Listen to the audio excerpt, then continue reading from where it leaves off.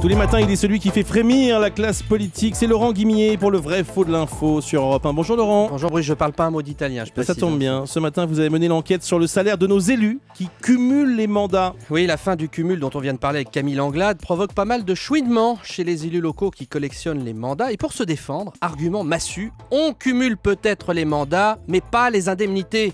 Écoutez le sénateur maire socialiste de Lyon, monsieur Gérard Collomb. C'était il y a 3 jours sur la chaîne publique Sénat.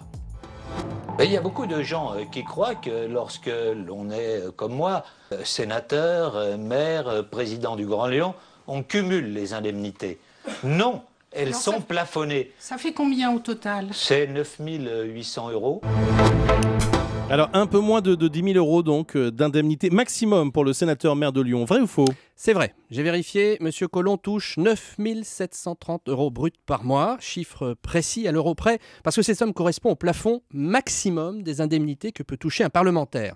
Ce plafond existe depuis 92. Avant, un élu, un député, un sénateur pouvait additionner sans souci ses indemnités de maire, de parlementaire et de président de conseil général, et ça faisait beaucoup. Alors pour revenir au cas du maire de Lyon, Gérard Collomb, il a 3 mandats et donc 3 indemnités théoriques. Sénateur du Rhône, plus maire de Lyon, plus président du Grand Lyon, la communauté urbaine de Lyon, ça fait 19 000 € d'indemnité qu'aurait touché M. Collomb sans ce plafonnement. Oui, il touche un peu moins donc de 10 000 au lieu des 19 000 théoriquement.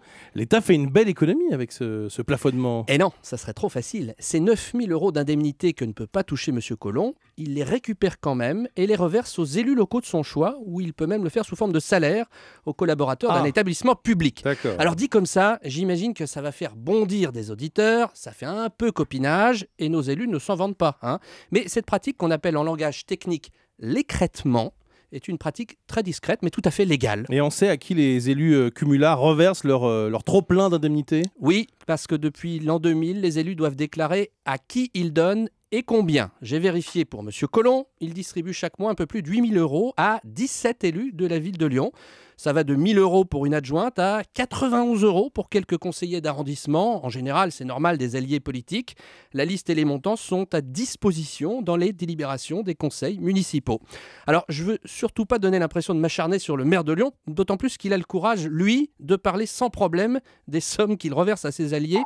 La seule chose, moi, qui m'a choqué en travaillant sur ce sujet, c'est que malgré les statistiques dont on nous inonde en permanence, personne n'a pu me dire combien d'élus en France sont concernés par cette pratique. Merci beaucoup Laurent Guimier.